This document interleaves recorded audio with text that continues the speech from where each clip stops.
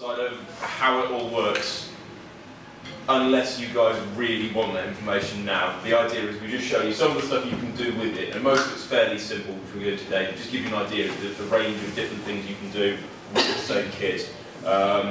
With a view to, there's quite a few of you today, we will then be doing smaller hands-on teaching workshops where you guys can come in with your cameras and actually play with the stuff yourselves and do a bit more involved stuff and learn about the technical side of it. So today it's just kind of showing you, look, we can make shiny things happen.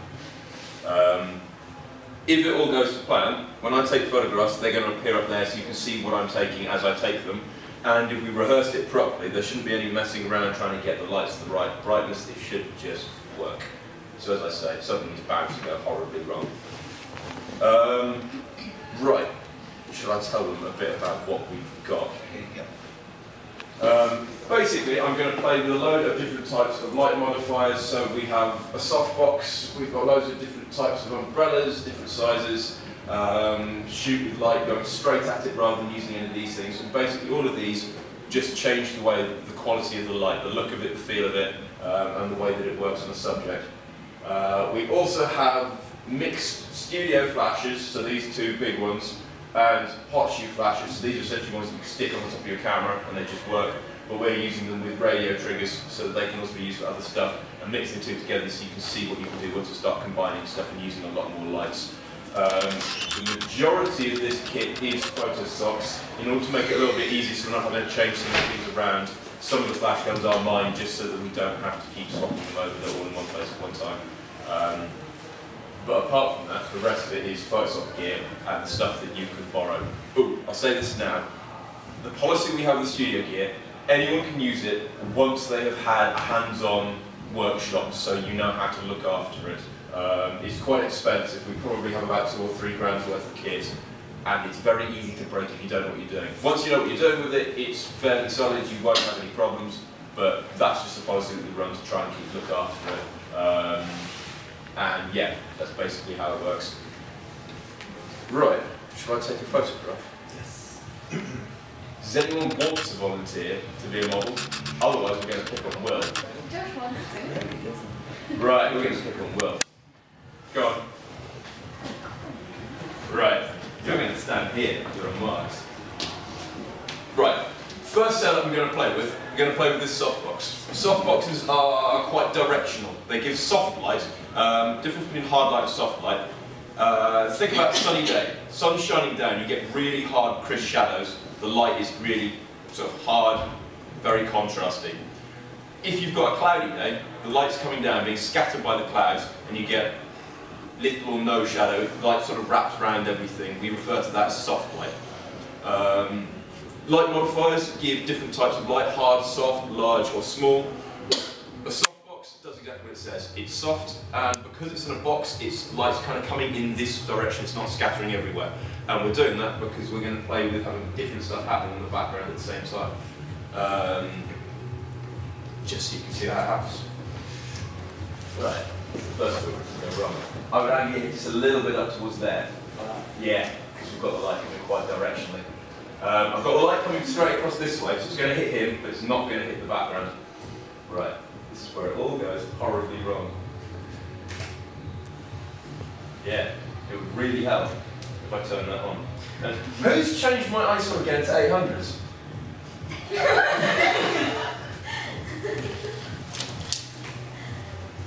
Right, this is going to work. That came up. Right.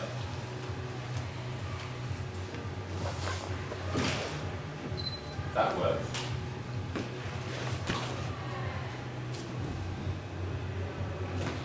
This is probably the most complicated shot I'm going to do today. I just thought it'd be quite fun to start with so you can see quite how different the light that you're photographing can look to the light that you can see. You can see I've got a red background and that thing's white. And you can see that we can see him fairly well, whereas with this you're getting really contrasty light. It's hitting him but it's not wrapping around, except for his ear. His smaller ears. What we've done here, fairly obvious, the lights on the back are firing, but I've got red gels over them. And you can basically, a white backdrop is really, really flexible. Usually people look at it and go, right, well I can photograph on white and that's about it. You stick coloured gels in there, you can have that any colour you like. I've got it a really contrasty red. If I had this light pointing more towards him, so white light was also hitting the background, you can get it to go to any degree of pink, and if you stick different colours on there, you can get pretty much any colour you want out of a white backdrop. All you need is a bit of space so that you can get the light at the front separate from the light at the back. Yeah. What should we do next? White? A bit of white. Because it's all the gels are.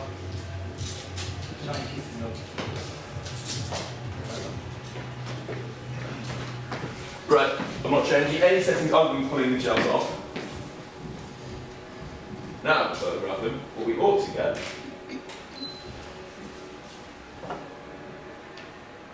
slowly. White background. I suspect he's probably not lit quite bright enough. He's looking a little bit dark compared to the bright white in the background. Look at you. What? Look at yourself going, not sure I like that photograph at all.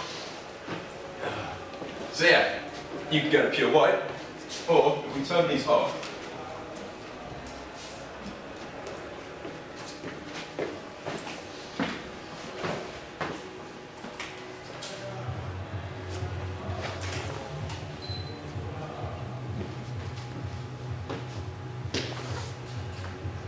we can go to black. We are getting a tiny, tiny bit of light kicking onto the background there, and that's just because that is spreading light sideways. If you wanted to make sure that no light was hitting the back whatsoever, just stick something that extends a little bit along the edge here, just a bit of black card, black foil, anything like that, and that would flag the light off. I was just too lazy to set that up. Right, so yeah, you can do a huge amount with different backgrounds, and you can see how much the light changes depending on what you're doing. What am I doing next? Doing a silhouette. Ooh, I forgot to do that on white.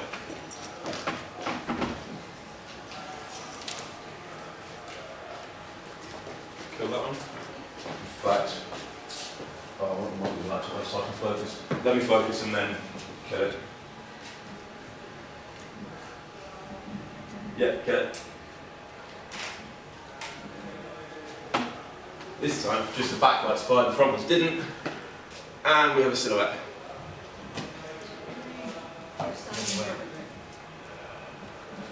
Am I standing right in the way for you guys?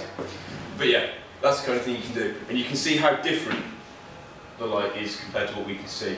The other thing that's quite useful to know, you can see there's enough light for us to see. The camera is set so it's not sensitive enough. If I turn the flashes off and I take a picture, you're just going to get complete blackness. And that just means that you're able to see what you're doing. And yeah. What settings have you got the camera on? You really want to know? Yeah.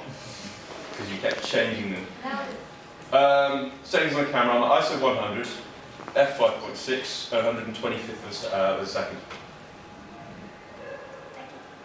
The actual settings on the camera don't really matter. They're not a magic formula. It depends on your situation. Sometimes you do want some of the natural light coming through. If we were outside and we were photographing Will against their sunset, we would want some of the light to come through, but light him separately as well with other stuff, and you can just play with it.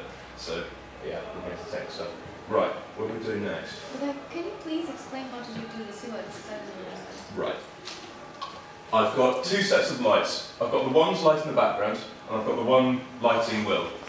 If I turn the ones at the back off, then and just leave the front one on, then it goes to black, and he's lit. If I turn this front one off and keep the back ones turned on, it's lighting the background, but because all the light is coming from here, it's behind him, so it bounces off this straight that way, and so he's in silhouette.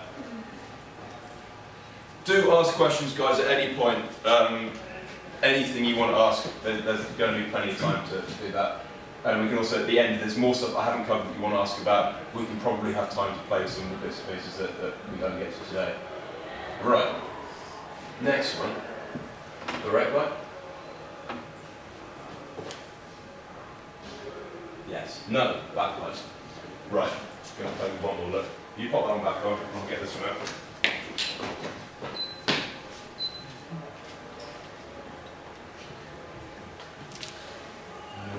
Do you want to grab one of those flashes off and put it on that?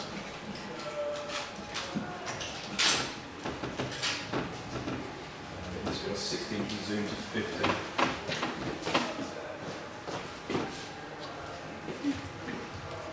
We're going to give you a halo. Right, what I'm doing here is I'm just going to have this front light on it exactly as it was before, and I'm going to get this back light, I'm going to point it straight at the back of his head, but I'm going to be in a position where, Alex, if you shuffle across that way a bit more, a little bit more, there, perfect. I can't see the flash, so the light's going to wrap around his head, and hopefully, is that by himself? Yeah.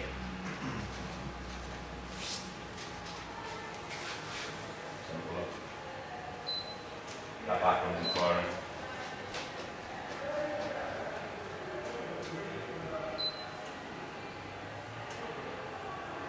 What's it doing? Now. Right. Are you the idiot staring straight at it? Sorry. Right. If you're ready.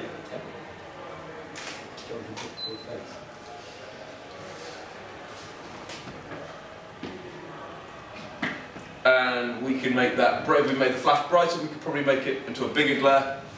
And if we made it duller, we go down. For the moment, well, I think it might be. Let's see whether or not I can get the position.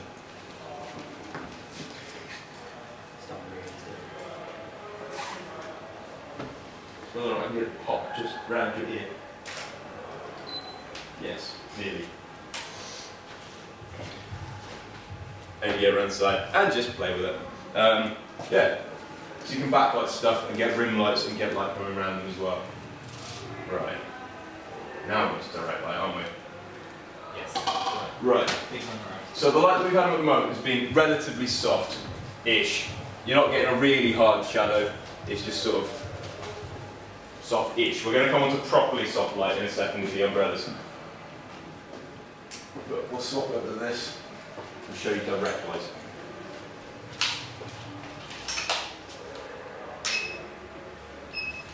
Good to go. Do you want to rest? So I guess someone else is trying to come down. Look at that face. No. No. Right, we're looking on you for the beauty shot there. We're coming up here for the beauty shot. Right, do you want to come back? What we're going to do is, we've got this coming this way, and we're going to get some shadows. You can see already with the modelling light. The way the flash guns work, these large studio ones, they have two bulbs in there. One is a constant light source like this. That's purely so you can see what it's doing to your light. And you can see we've got a shadow starting to form here, and it's quite obvious already. The second bulb is in the flash bulb. That's much, much brighter, and it just goes off one at one go. Like it sounds. Is that backlight now turned off? Yeah. Right.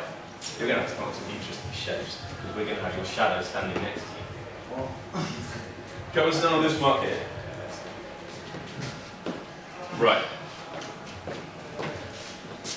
You guys can probably see shadow next to him. From where I'm looking, his shadow is standing right next to him. So if he does something interesting, I don't know. In fact, take that light just a little bit that way, just to give me a little bit more separation. Yeah, that was fun. When we were practicing, Alex was being a little teapot. Do you want to be a little teapot? What, like? Yeah. Just like that. Drop your shot, yeah, right there.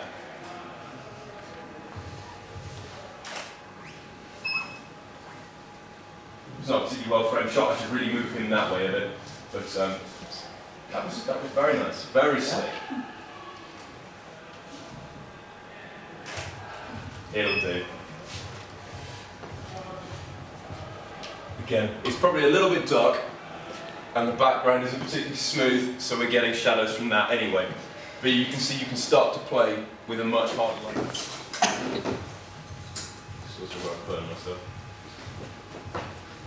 These things get really hot. When you get a chance to play with them, be careful. The modelling bulbs inside them are 275 watts. And yeah, I now have hexagonal scars on my fingers from those things. Right, you can see now that light is now not spreading out anywhere near as much. And I can show you roughly how much sort of size there is. But you guys ever see that he's not really lit from this light at the moment. If I swing it across, now he's lit. Now he's not again. So there's quite a bit of movement I'm going to put this through. Don't stare at it! I'm trying to look at you. Wow. So this is giving quite a large spot. if I drop it down, just pointing straight at him, there. So he's lit. Hopefully this shouldn't be hitting the backdrop. Let's see what it's doing. That's way too bright. Sorry, that should be on 4 1/3, I think. Was it 5 1/3? Still way too bright. Drop it down another third of the stop. So much for rehearsing exactly what it should be. That's close enough. That's actually quite a nice shot. A little bit dark. Pop it up by another third, and I'll just take one more.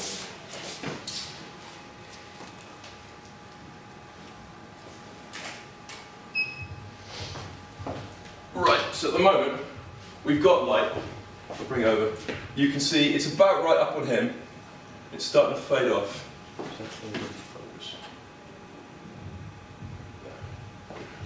It's lighting him, it's starting to fade off down here. Again, it's quite hard, but you can see it's not throwing it everywhere. It's not lighting the background now. I'm able to keep the light just on him, and we're getting a little bit that's coming in here. Right. Should we go to medium?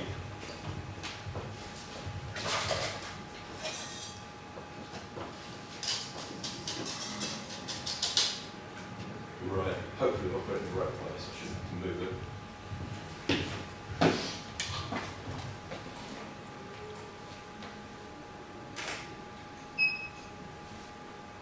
Brilliant in that one. Sorry. Doesn't matter. Right. You can see the light starting to narrow down. It's not quite as bright as it was before because I haven't changed settings, and because it's denser it blocks a bit more of the light. But you can see now it's really starting to fade off quite rapidly here, and it's definitely not hitting the background anymore. If we go to the tightest one,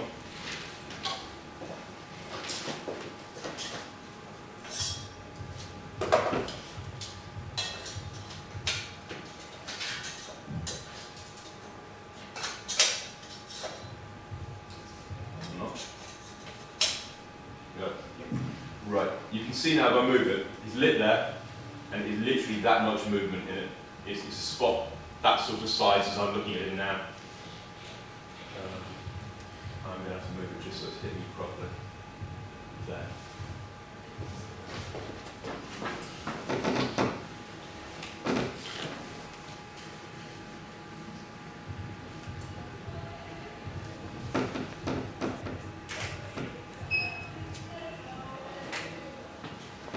Right. And there you can see that really is getting quite small, quite spotlight. I've adjusted too much, it's a little bit too bright, but you can see basically you've got that circle there and that's it. So that allows you to really control the light. At the moment we've got quite a bit of distance on it. If you wanted to get it even tighter, just bring it in closer. I think that's all we're going to play with, direct light, wasn't it? The grids. Yeah. The right medium umbrella. No, this isn't great. Okay. I'm going to swap that one out and set this one out. Swap that one out for the umbrella.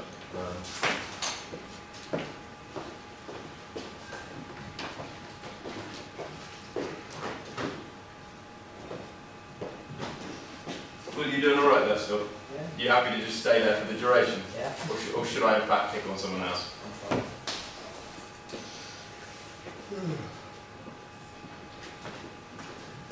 Which one are you backing out on, this one?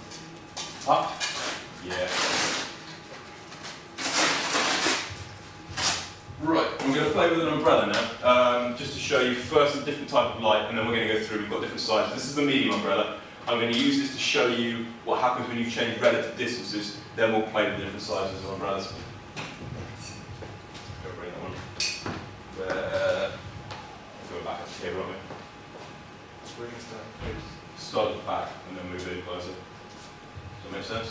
Yeah. Got that. Is everybody following? Are there any questions at this stage?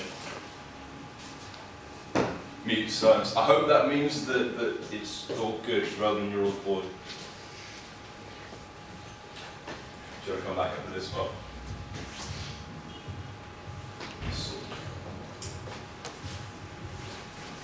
We killed it. No? It's good. power on this one?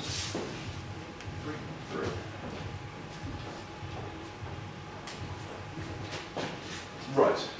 Difference between an umbrella and a softbox. Both give very similar looking lights, but it's where the light goes that makes such a difference. You can see with the softbox, everything's quite contained. This is throwing light out everywhere. And what that means is we're probably going to see him lit correctly, but we'll also see a load of light on the background as well. And you can start playing with changing the colour. I showed you white and I showed you black. By changing distance between stuff, you can change it through grey, and you can also change the amount just by moving the distance of the lights around. So he can be correctly lit and have it brighter or darker on the background. Right, this works. Let's get around just a little bit more so pointing straight over. Is it working? It is.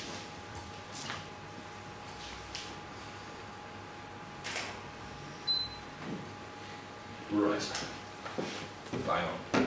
This is given a sort of mid-grey background. Change the white balance to pull that up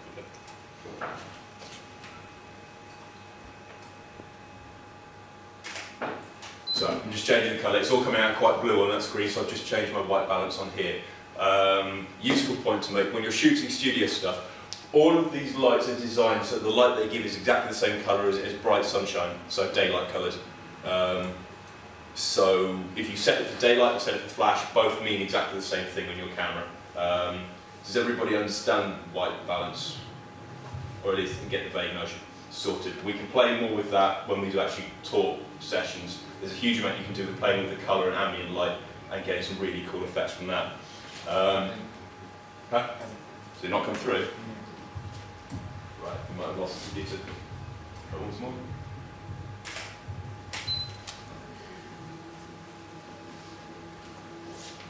Yes? No? Quit the session, we'll just start it again. Right, computer's having a tantrum. 2 seconds while we fiddle with this. Right, will you start it again? Yeah. Right, I'm going to move you back. We've got the first shot. If you now come back to, let's go right up to the very back.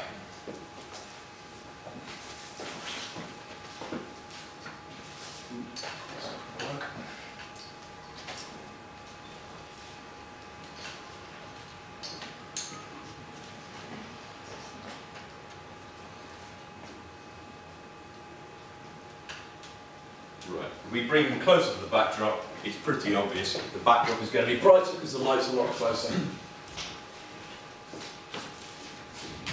Let's just see whether it's talking to it. Yeah. It is? Yep.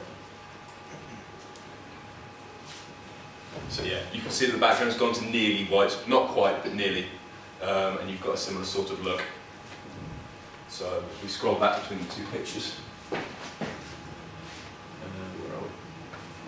No, it doesn't want to.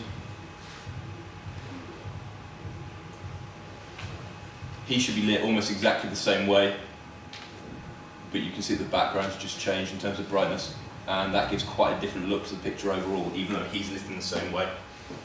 What else do we want to play with?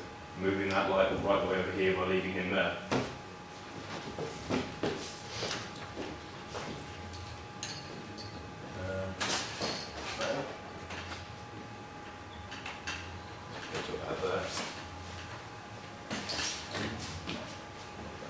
Right, now what I'm going to do is I'm going to keep him in the same place and move the light further away.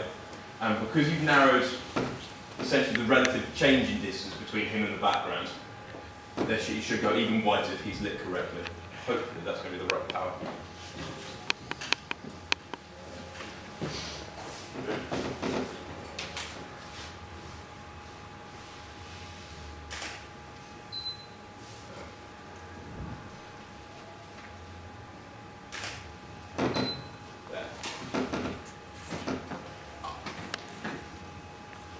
Nearly.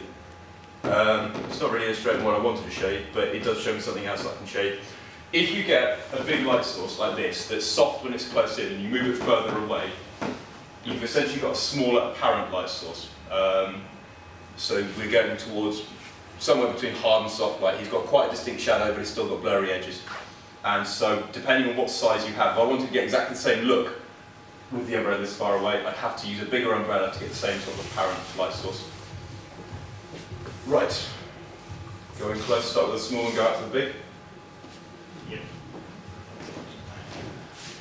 Right, I'm going to show you the difference in the different sizes of light source.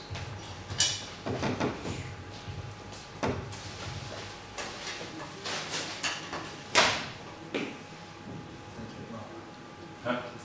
Doesn't really matter, just put it at the end.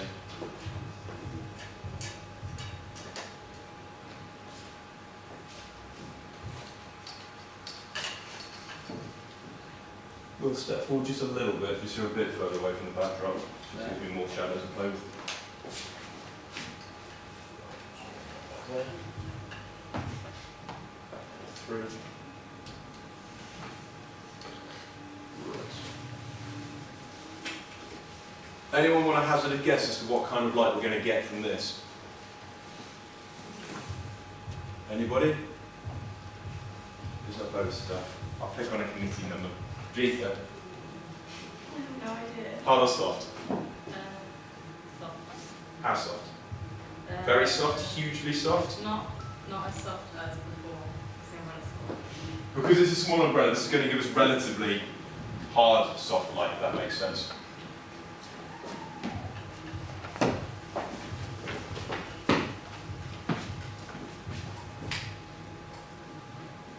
You getting bored of doing this pose yet, Bob?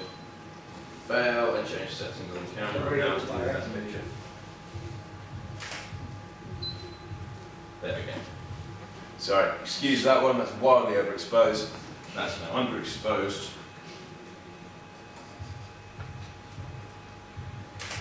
There, that should be right. Right, so small umbrella. You can see when it goes to shadow, it's not a hard line to shadow, it's not really hard light, but it's still quite a rapid change from lit to not lit. The light's not really wrapping round him at all from something that size, so it's giving quite a contrasty look. If we swap the small one out for medium,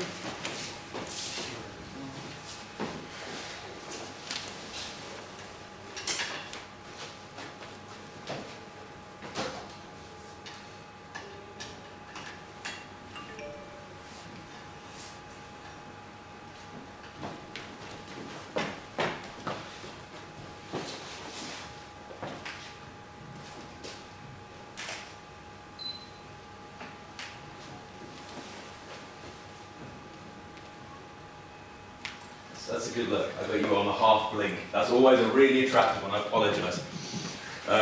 Right, so going between the two, that's the small one, that's the medium, and you can see now we're starting to get a much, and it's probably a little bit more attractive in terms of the lighting.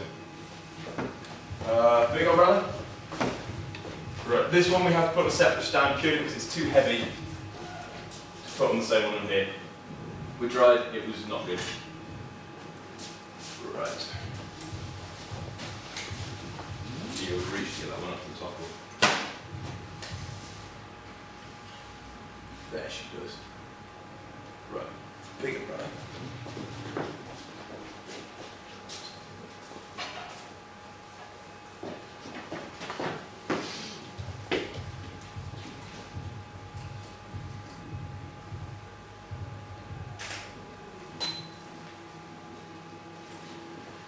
Right. Now it's even softer again. You can see there's now a really gradual fade off. It doesn't really go to complete black until you get right round to the edge of his neck there. Shadows are much, much softer all the way around. So back to medium and back to the small. You can see there's quite a marked difference, particularly if I go between that, which is a small, and a large fail. I don't like it. It doesn't like me. Okay. Yeah, I know. So the large one, where is it gone? What is it showing? No, it just doesn't like me.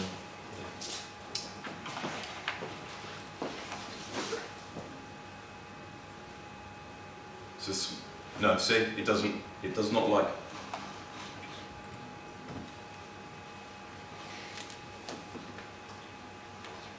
like you I'll either. just take them then. Okay. So between the small, which is this one, You changed the order around. have I? I've just ruined it. I told you things would go horribly wrong. Here we go. Right, this is more. So small through to the large. And you can see the difference. Right. If I wanted to make the light really, really soft, I could bring it in even closer. This is a bit where I'm making it up because we haven't practiced, so I have no idea what the settings need to be. Because I've brought it closer, I'm going to need to make the light less bright. There. Right, so. Yes.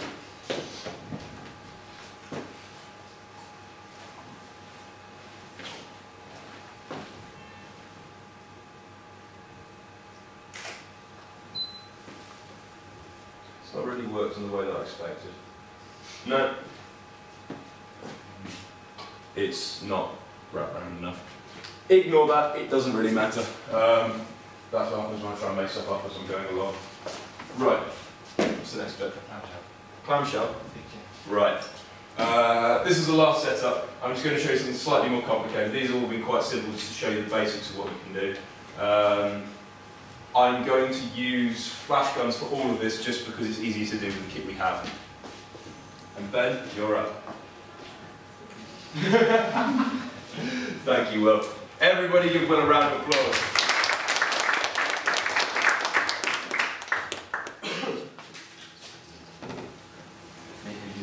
I'm going to make you very beautiful.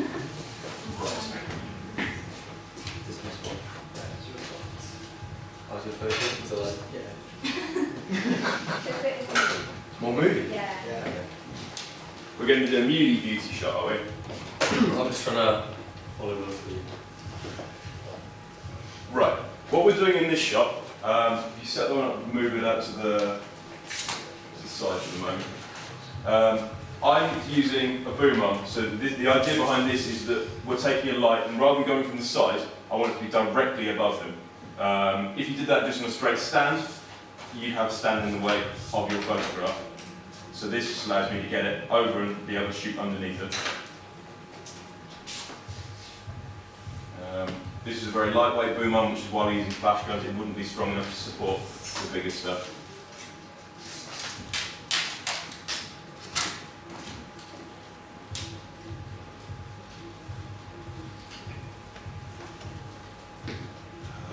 What do we decide? Quarter pound, yes.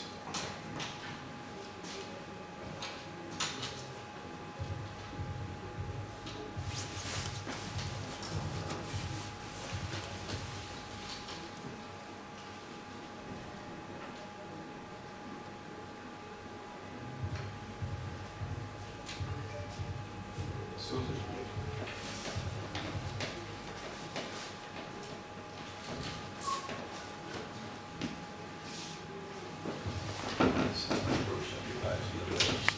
Right, is that straight in front of you? Not quite straight enough.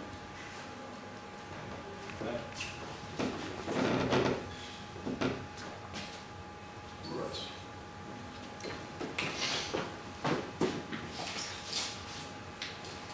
So this is going to give us much more symmetrical lighting than the ones that we had before. The others were all to the side just because that was the easiest way to demonstrate them.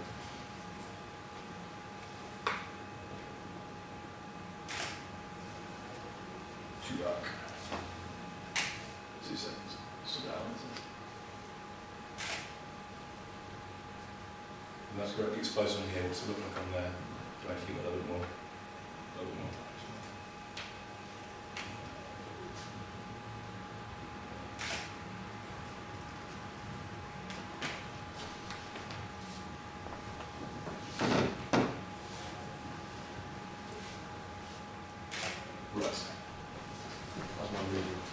That's pretty moody. You look like you can beat someone up. Yeah.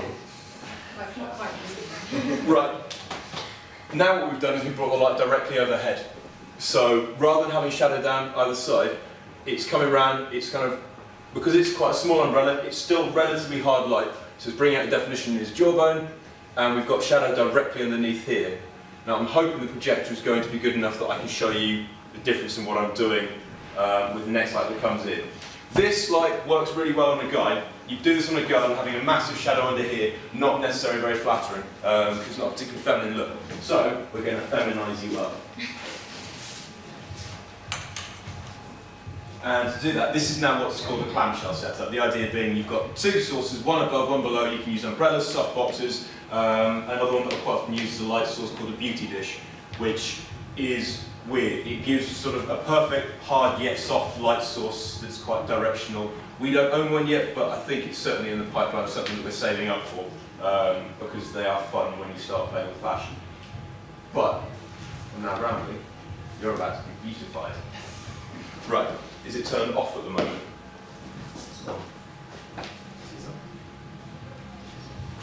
First thing I'm going to do is just stick it there. All that's going to do is going to behave like a reflector. We've not really played with reflectors tonight just because it adds more dimension to it. If you bring in a reflector, you can bounce some of the light that's coming from an original light and just push it in. It just gives a tiny little bit of what we call fill light. And that's where you're just filling in some of the shadows so you get a little bit more detail there. So, with this as it is, what look are you giving me now? It's my wink look. This is your wink look.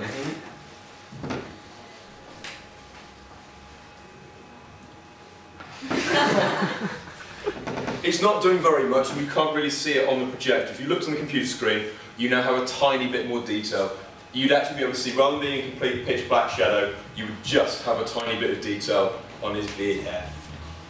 Which is what everybody wants, a tiny bit of detail. Right, next step is to just push a little bit of light out of that bottom one, so it can take it sort of 30 seconds, it's already done. You're way ahead of me.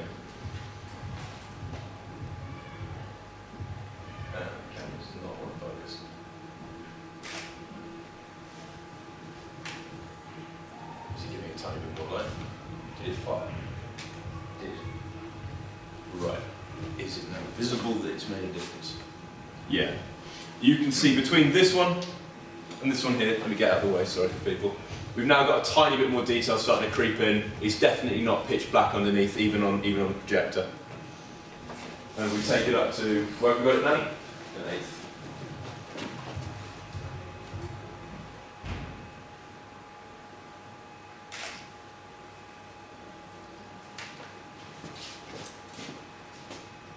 And now at an eighth, we've almost completely got rid of the shadow. When I talk about eighths, eighth is just the flash's total power output you call full power. Half power is exactly that, quarter, eighth going down. One at the top is currently set to a quarter. So the one at the bottom is producing about half as much light. It's unusual to go up to a full amount of light at the bottom because it then just looks slightly strange, because he's sort of lit evenly from above and below. When you're lighting stuff, unless you want to do it on purpose, we usually subconsciously mimic natural lighting. So we're used to having the sunlight and stuff that's above us. That's why in a house, lights are usually on the ceiling rather than having rooms lit from stuff all around the side. When you look at it, it just looks weird because the light's not coming from above. The same goes when you're lighting a photograph. If you light it from beneath, it looks strange. Shall we? Just for how though. Pop the bottom one to a quarter. I'll take the top one, just turn the top one off. Half full, overexposed, take it to a quarter. Right, you're not going to be that beautiful. Okay. Do you want to do your wink again? Yeah.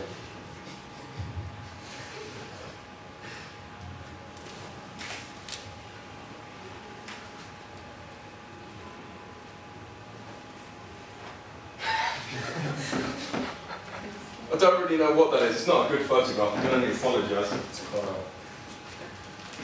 But yeah, you can play with that, and you can do all kinds of stuff. Lighting does not have to be pretty. You can do some really cool stuff by doing non-pretty lighting. We're just going to add some rim lights now, aren't we? That's about it. Right, let's go back to what we did before. Right, I'm going to play with one more thing. Most of what we've done tonight has been using one light on the subject. Even when we were lighting the background separately, it's only really one light that was doing the heavy lifting on this subject. I'm going to do one very simple setup where we're using more than one.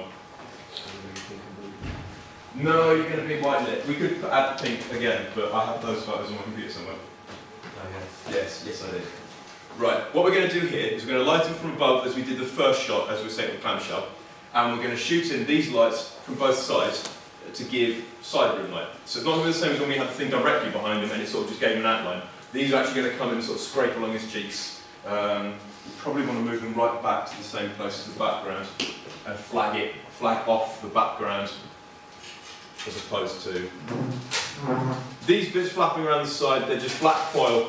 All they're there to do is stop the light bouncing somewhere we don't want it. The flash guns tend to fire light out sort of spread. That's what they're designed to do on a camera. It just stops the light going where we don't want it. In this case, we don't want it going on the background. Before, we didn't want it hitting the camera and giving us glare.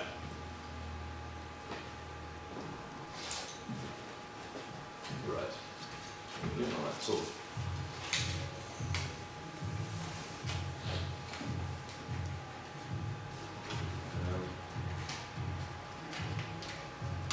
Down to 16th. Sweet. That's good to go. That's a top one. Back up to a quarter. Oh no.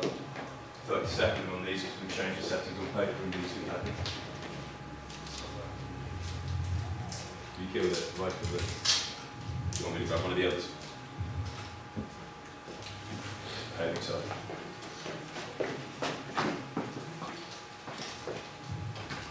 Right. Lift this just to give me a little bit more space. Yes, we could. Let's do that next. We're now going to the playing stage.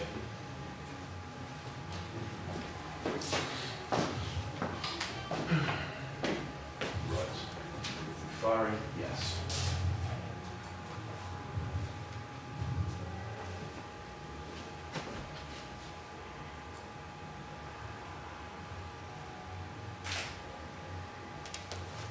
That kind of works.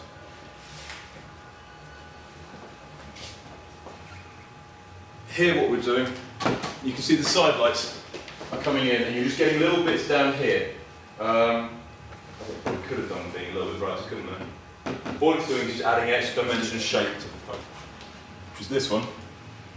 It's quite flat lighting. The light's hitting him, you're getting a bit of shape from the shadowing around the edges, but that's it. The moment you bring in the side lights, you're getting a little bit of three-dimensionality. You pop them both up, so if we make them a little bit brighter, the effect will be stronger.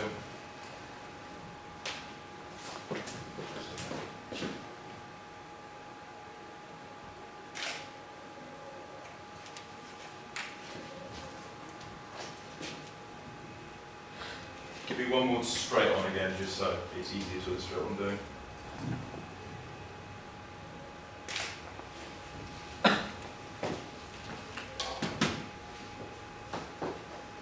Just adds a little bit of shape. I probably need to lift them up and angle them down a bit. We're getting a slightly weird shadow here from his shirt and it just looks a bit strange. Bring it up and the shadow will sort of tuck in here on his neckline.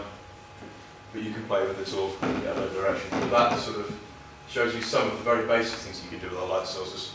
You can do a huge amount more. There's so many more things you can do, far more complicated, far better looking than what we've done tonight. But yeah, any questions? A lot of the stuff you did with the studio lights, could you do it with a hot shoot flash? Yes. Okay. I've mixed both together purely to illustrate it all works in exactly the same way. The smaller lights, they're not as powerful, but they're lighter, you can carry them around. A lot of the work that I do when I do portrait work, I will have everything in a messenger bag and a stand bag and I can carry it on my back and bike with it. It's completely portable. The big stuff, having more power, gives you a couple of things. One, you can do more stuff with ambient light. When you're trying to drown out sunlight and have more control on the relationship between, the ratio between flashlight and ambient light, you're able to do more there. You've got more room to move around. It's more constant. Problem with these small ones is the power can be a bit variable. You're never quite sure what it's going to do. Batteries can run out, and the big ones just are able to keep going in a much more constant fashion. And being brighter, you're able to get, say, more depth of field because you're able to have a smaller aperture, that kind of thing. But they work in exactly the same way. You can swap them in and out. Anything I've done with the big lights, you can do with the small lights, and anything you do with the small lights, you can do with the big lights if you've got something big enough, strong enough, that you can get them to the right place. Yeah. Any other questions? Maybe you want to tell us about the triggers? About the triggers? Yeah, certainly. We're triggering everything using radio triggers. Basically, there is a unit at the bottom of each flash, and plug-in ones that go into the studio lights all work on the same frequency. We got them from the same manufacturer, so this is how I'm going to trigger both the flashlights and the studio lights at the same time. And basically, everything is set manually. There's no information going between the camera and the thing. It just goes flash, sends it out, the receiver gets it, goes flash, and the flash goes off. It's that simple. Good question. Yeah. So I've got just a hot shoe flash, no wireless triggers, no anything else. What do you think is the best thing that I could get to get nicer light, rather than just having the hot shoe flash on? The very simplest thing you can do is to get a TTL cord. Now, I've not gone into the difference between automatic flash and manual flash tonight because it doesn't really apply to studio gear. It's usually all manual. If you've already got a flash gun on your camera, obviously you can point it and you're used to it working in an automatic way. It works out how much light you need. If you have a TTL cable, basically it's just an extension lead that goes between the camera and the flash. And you can have small ones, so you can hand hold it and move it around and get more angle, get more shape to your pictures. Or you can get much, much longer ones, 10 meters long, so you can have your flash on a stand and it's still connected directly to your camera. The advantage, you can still use your camera's automatic ability at measuring how much light is needed and controlling the flash from your camera. Downside, you've got a cable that you can trip over and you've got less control because a lot of it is coming from what the camera is measuring rather than you going, no, I want precisely this amount of light. And yeah, the moment they get a flash, they start laying off in each other's faces. Excellent kindergarten work, kids. In a second, we're going to finger paint, yeah? Probably, Will actually wouldn't you? Yeah. If any of you guys have got Nikon cameras and Nikon flashes, above a certain level in their range, they have built-in wireless triggering using the small pop-up flash on the camera. That means that you get automatic flash without needing a cable or even to buy anything else. If you've got a D90 or a D700 and above, depending on the age of the camera, you've got it built in. If you have a D, I guess 3100, 5100 or anything, that sort of size in their range, lower in the range, it doesn't have it built in. But there what it does is, the flash on the camera sends out a very fast strobe of information just before you take the picture, telling the flash what to do. Canon, you can do it, but it's not built into the camera. You need to have some kind of trigger unit, either their top-end flash, or you get a separate trigger unit on there, and that will do it. The joy of automatic means that you don't have to run around changing everything as you go. You can do it very quickly and on the fly. If you want to run around and just do some fun stuff without having to think about it too much, it's fantastic. But manual stuff gives you a much greater degree of control because you're telling it precisely what to do. It's not making any of the decisions for you. If you want to do it manual, get something like these. These units are about $15 each, so $30 for a receiver and a trigger. And it's just done manual. It'll work with anything. Stick it on the camera, stick it on any flash. I'm using a Canon camera. All these flashes are Nikon flashes. It just sets everything off. And that will allow you to get that off camera. Does that answer the question enough? I've rambled on quite a bit anyway. Yeah. Any other questions? Anything else we can tell them? Anything else you want to try? What time is it? How long have I been rambling for? We've actually only been going for about an hour, so we have plenty of time. If you guys want to have more input, I'm happy to hang around for the next hour and actually play with some stuff if people want to have a go. If other people in the committee are happy to hang around, so are you good for that? Yeah? So you're more than welcome to stay and come and have a go. Have we got dates for studio workshops yet? No. We have room bookings. When is the next one?